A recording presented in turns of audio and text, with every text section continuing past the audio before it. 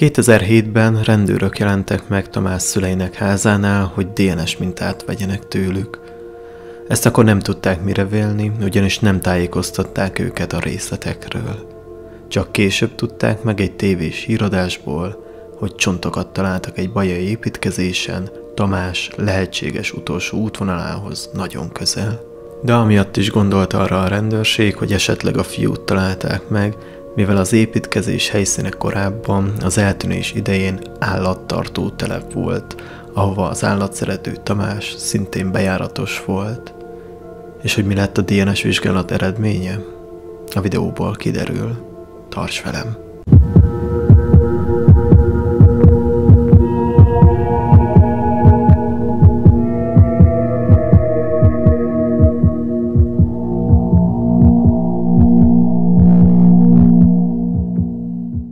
Ez a Till Tamás ügyét feldolgozó anyag második része.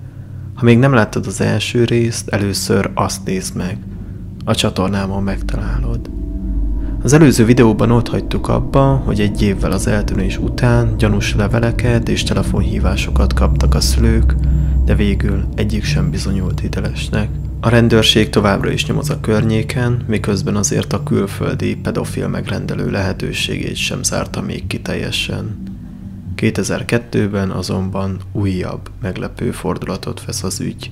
Innen folytatjuk. Holttest a tóban?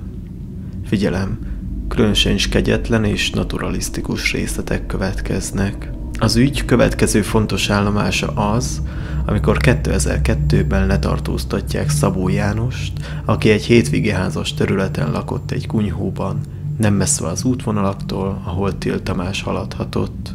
Történt ugyanis, hogy egy este a férfi brutálisan megerőszakolta, és egy deszkával megverte az élettársát, aki ebbe később belehalt. Ez azonban nem állította meg Szabó Jánost, ágyba fektette a nő holttestét, másnap reggel pedig újra közösült vele. És az ezt követő héten csak tovább folytatta a kegyeletsértést és a hullagyalázást, ugyanis 7 napon keresztül naponta többször is közösült és fajtalankodott élettársa tetemével, és csak ezután kapart el az egyébként sírásóként dolgozó sógora, Sáth János segítségével a Kaiba előtti udvaron, a bejárattól 2 méterre. Más források szerint a disznó alá ásta, és még döglött halakat is öntött rá, hogy elnyomja az oszló holttest szagát. Szabó János vétkei azonban nem merülnek ki ennyiben. A rendezetlen körülmények között élő analfabéta férfi szexuális devianciája már korábban is megmutatkozott. Ahogy Hardy Péter újságíró írja, állatait is rendszeresen megerőszakolta, fajtalankodott kecskével, birkával, valamint lóval is próbálkozott, ennek azonban sérülés lett a vége. A ló kirúgta alóla a létrát. A korábbi szexuális bűncselekményeit pedig még tovább lehet sorolni. A férfival egy telken, egy másik Kaibában élt a már korábban említett sógor Sáth János, valamint annak családja, felesége és gyerekei is. A rendőrségi jelentés szerint őket sem kímélte. Sógor a feleségét és annak kiskorú gyermekét is többször megerőszakolta, valamint egy másik forrás szerint Sáth János anyján és annak kiskorú fián, valamint élettársa korábbi házasságából származó kiskorú fiún is szexuális erőszakot követett el. Letartóztatása után beszámíthatóságának megállapítása miatt elmeszakértői vizsgálatnak vetették alá, melynek eredménye a beszámíthatóságról nem beszél, csak arról, hogy a férfi értelmileg erősen elmaradott, valamint több szexuális aberrációval is rendelkezik. A rendőrség azt feltételezte, hogy Szabó János Till Tamásra is szemet vethetett, és köze lehet a fiú eltűnéséhez, ezért kihallgatása során erről is kérdezték a férfit. Más források szerint nem kérdezték Till Tamásról, magától kezdett el beszélni. Ő ekkor azt vallotta, hogy igen, becsábította magához a fiút, akit először megerőszakolt, majd megölt, és a fiú holttestét is a portáján ásta el sógora segítségével.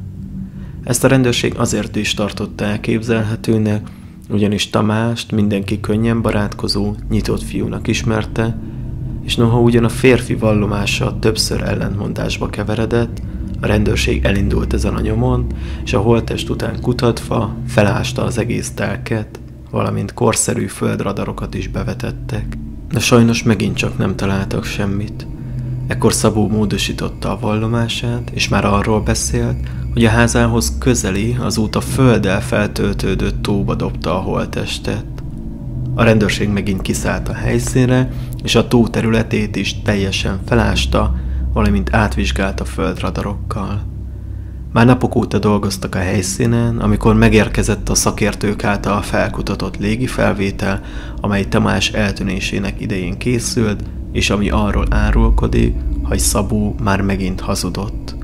Nem dobhatta a testet a tóba 2000-ben, ugyanis az már ekkor teljesen fel volt töltődve földdel. Nem sokkal ezután már az egyik rokon a pincéjét jelölte meg a holttest lelőhelyeként, ám hiába túrtak fel itt is mindent a rendőrök, nem jártak sikerrel. Végül pedig egy olyan információs napvilágot látott, mely szerint Szabó az egyik cimborájának mesélt a gyilkosságról, és azt mondta, hogy a tanyájához közeli kútba dobta a testet. A szervek ezen a nyomon is elindultak, több tucat régi, akár már be is temetett kutat azonosítottak, és ástak le 20 méter mélységig nagy teljesítményű munkagépekkel, de a kutasztori is végül csak félrevezetésnek látszott. Tehát egészen úgy tűnt, hogy Szabó csak játszadoszik a rendőrökkel. Nem sokkal később pedig az egész vallomását visszavonta. Ezt azzal a nem túl logikus történettel indokolta, mely szerint az előzetes letartóztatása alatt cellatársai bántalmazták, és azt gondolta, hogy ha magára vállalja Till Tamás meggyilkolását, akkor felhagynak ezzel. Dr. Kubicek András, a Bács-Kiskun megyei rendőrkapitányság nyomozási osztályának vezetője ekkor így nyilatkozott Szabó Jánosról és Sát Jánosról. Az egyik gyanúsított szexuális aberrációban szenved, és mindkét férfi rendkívül alacsony szellemi szinten áll. A poligráfos vizsgálat azt mutatja, hogy Till Tamás ügyében nem ők a tettesek. Az összes felmerülő információt ellenőriztük, emiatt vizsgáltuk át a bajai szeméttelepet is. Igaz, a kisgyerek pontos ruházatát elmondták, de ez még nem bizonyíték a gyilkosságra. A vallomást később visszavonták. Noha a ruha pontos leírása igen különös részlet, ezt akár akkor is láthatta Szabó, amikor a környékükön haladt el Tamás, vagy már a keresési felhívásból jegyezhette meg. A rendőrség végül ejtette ezt a szálat, mert a nyomozás alapján úgy vélték, hogy a férfinak nincs köze az eltűnéshez. Ennek ellenére 2003-ban jogerősen börtönbüntetésre ítélték a férfit élettársa meggyilkolásáért, valamint kiskorúak megrontásáért. Kassai László, a nyomozás egykori vezetője azonban 2005-ben ezt a történetet meséli Szabóról. Egyszer, amikor beszélgettünk, volt egy csokor virág az asztalmon. Ő megfogta, és azt mondta, tudja, azt akarjuk, hogy a gyerek anyja ilyen virágot helyezhessen el a fiú sírján, de ő ebben nekünk nem segít. Vég József, kriminálpszichológus is sokat beszélt a visszavont beismerő vallomás után a férfival, aki kínosan kerülte a Tamást érintő témát. Ha erről kérdezték, elterelte a szót vagy bezárkózott, mintha nem is létezne a külvilág.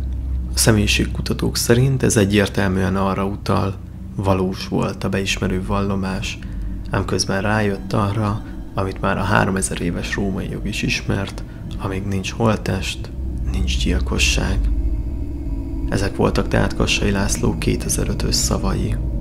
Különös részlet, hogy a visszavont vallomás pontos részleteit sokáig visszatartotta a rendőrség, és csak évekkel később derült ki például az, hogy Szabó azt mondta, miután megerőszakolta Tamást, egy biciklipumpával verte agyon.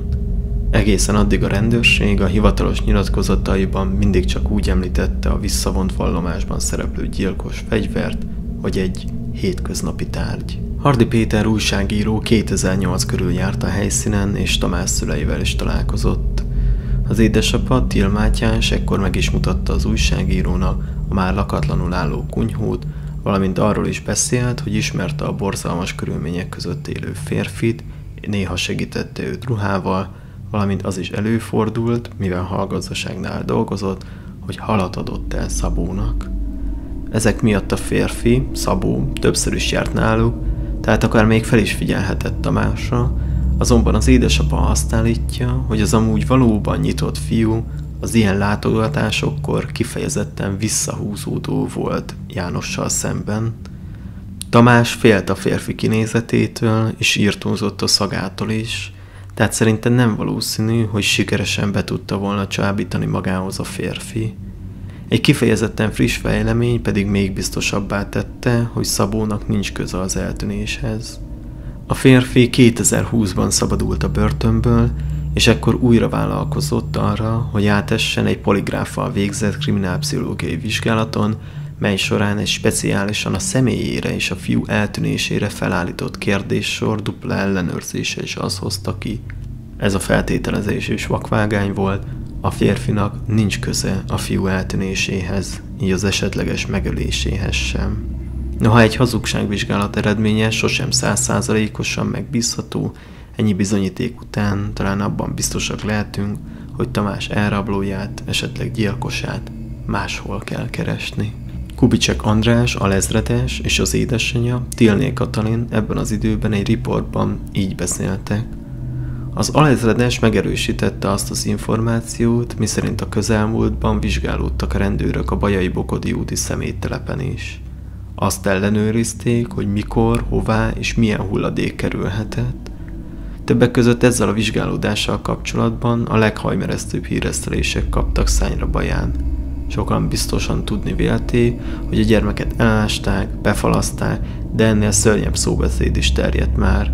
Internetes honlapokon már rendre felbukkannak újabb információk arról, hol látták vagy vélték látni Till Tamást. Érthető tehát, ha a szóbeszédek és a bizonytalanságok miatt a szülők már szinte az őrület határán vannak. Én már nagyon szeretném, ha nem kellene hallanom a híreszteléseket, nyilatkozott a fiú édesanyja. Nagyon megviselnek ezek a pletykák.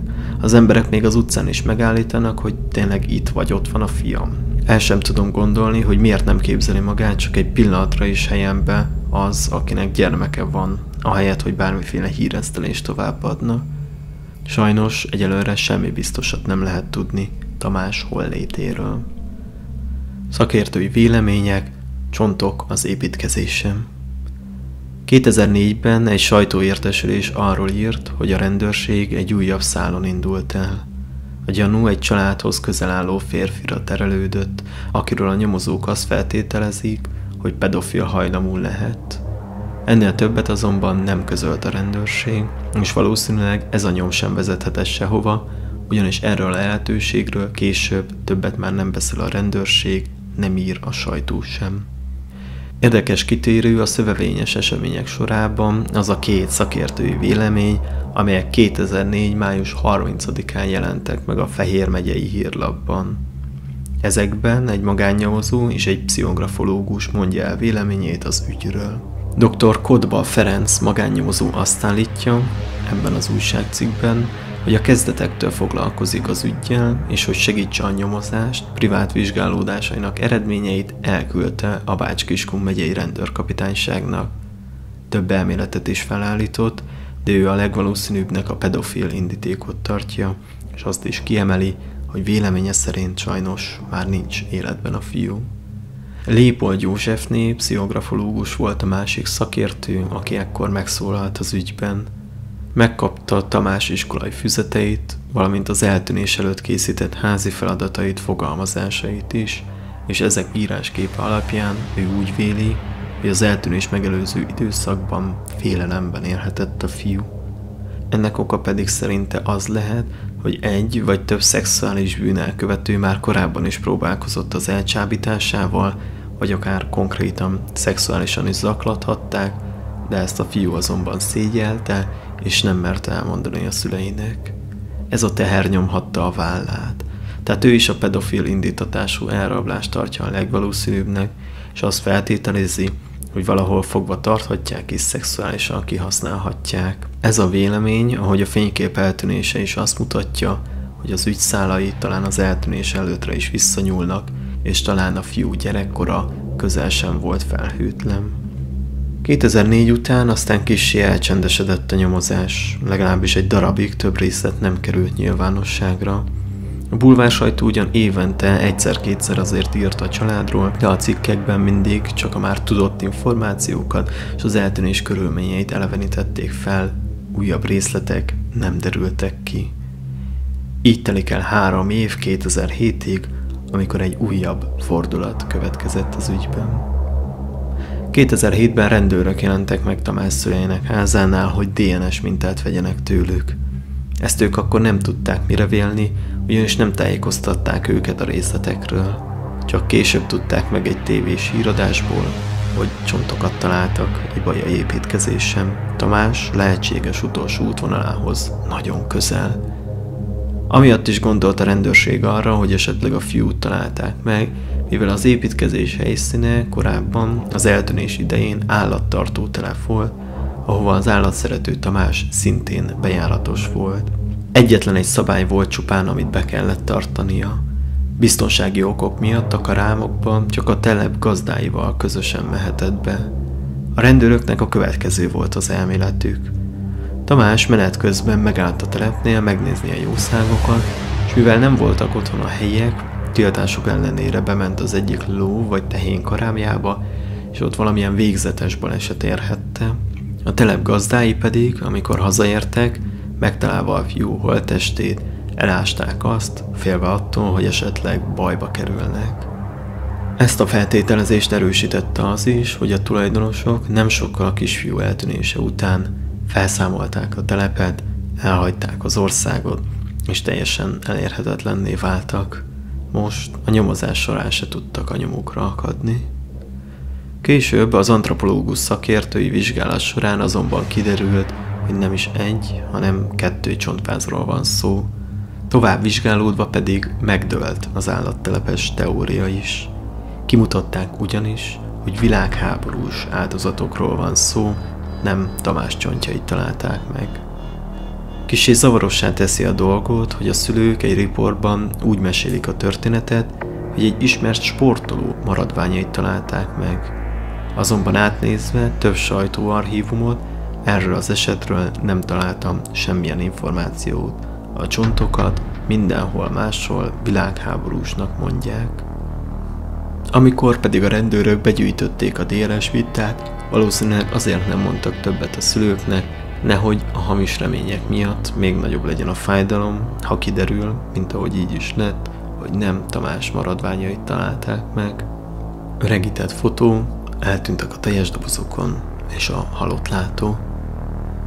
2009-ben a szülők még mindig nem adták fel a reményt, hogy egyszer újra megölelhessék fiúkat. A rendőrség sem zárta még le az ügyet, Tamás továbbra is szerepel a keresett eltűntek adatbázisában. Azonban hiába telt el 9 év, a rendszerben továbbra is az akkori, gyerekkori fotója szerepel.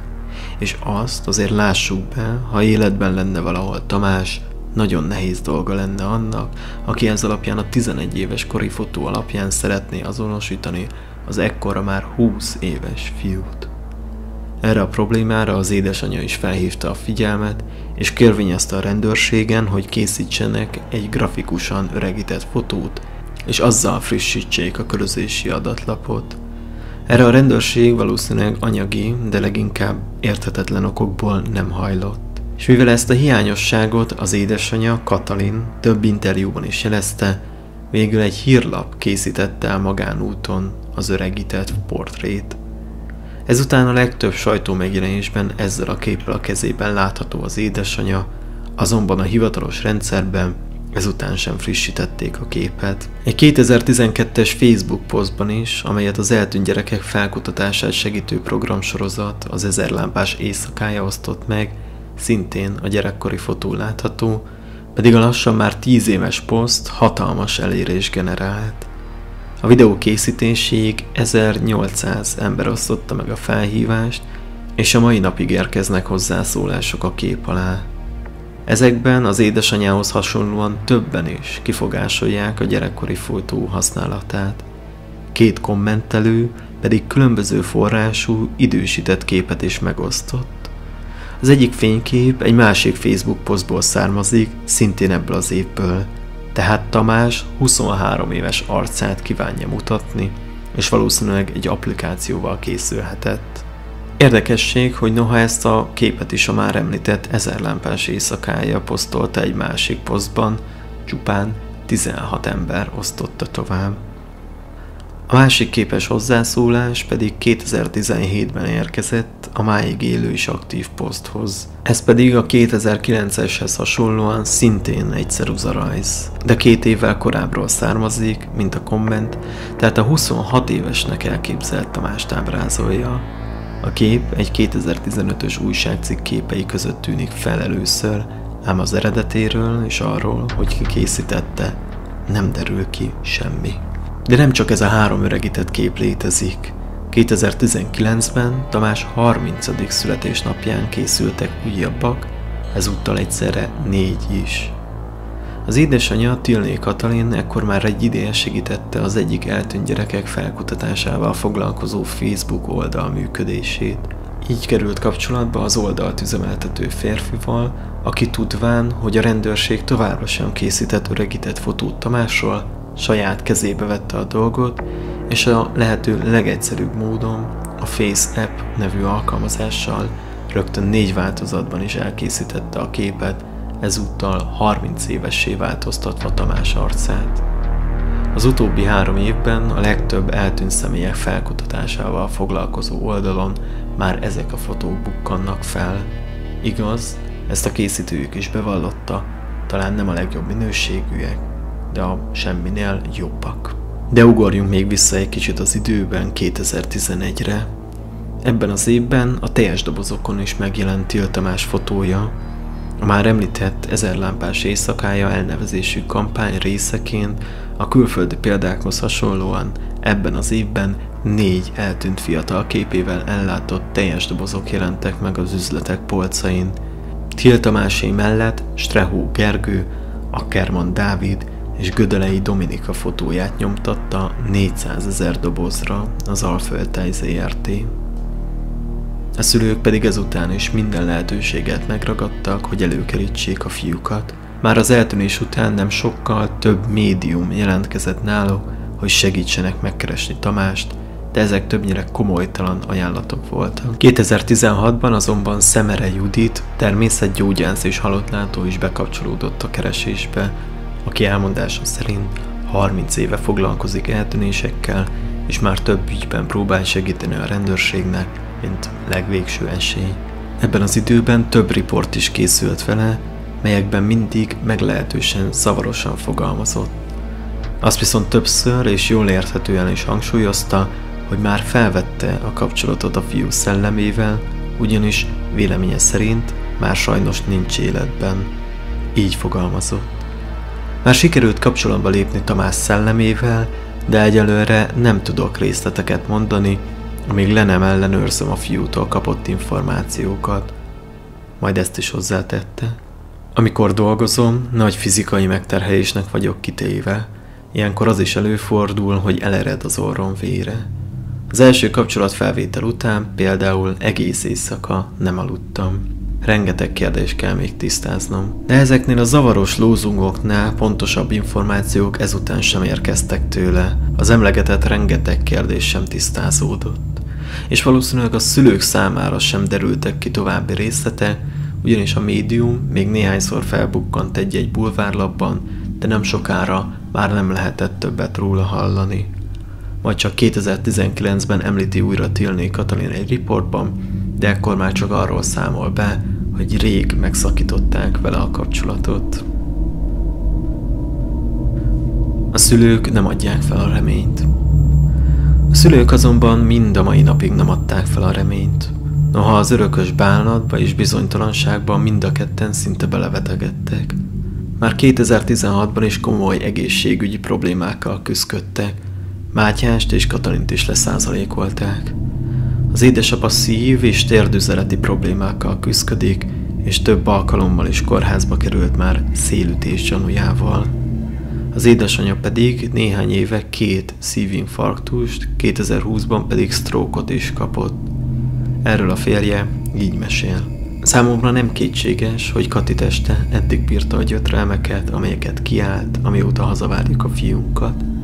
Egyszer csak azt láttam, hogy elgyengül a teste, a szája legörbül, a bajakeze pedig nagyon zsibbad. Rögtön hívtam a mentőket. A rosszul léte után 4 órával már a műtőben volt. Katalin fejéből ekkor ugyan kioperálták a vérrögöt, de másnap bevérzés alakult ki, ezért újra meg kellett operálni. A koponyáját is felnyitották. Azonban szerencsére ezután, ha nehezen is, de sikerült felgyógyulnia, bár újra kellett tanulnia járni. Eddig a pontig ő maga is aktívan részt vett egy eltűnt gyerekek megtalálásával foglalkozó Facebook oldal szerkesztésében, azonban állapota sajnos ezután már ezt nem tette lehetővé. Szintén 2020-ból származnak azok a híradások, amelyek szerint Tamás ügye azóta sem merült teljesen feledésbe a rendőrségen. Negyedévente frissítik az aktáját, és azóta is minden bajai és környékbeli gyilkosság elkövetőinek adatait összevetik a Till üggyel. Azt vizsgálják, hogy az egyes gyilkosok követhettek el erőszakos bűncselekményt Tamás eltűnésének idején is. A 2020-as rosszul léte után az édesanyját tavaly 2022. április 20-án sajnos újabb balszerencse érte. Aznap még újra megosztotta a FaceApp-el idősített képet a fiáról, nem sokkal később azonban újra rosszul lett és kórházba is került. Itt derült ki, hogy ismét sztrókot, azaz agyinfarktus kapott. Az utóbbi időben azonban újra aktív a közösségi felületeken, tehát úgy tűnik, az erős nőnek sikerült újra felgyógyulnia. A szülők továbbra is rendíthetetlenül bíznak fiúk előkerülésében. Több riportban is elmondták, hogy Tamás szobája az eltűnés óta érintetlen.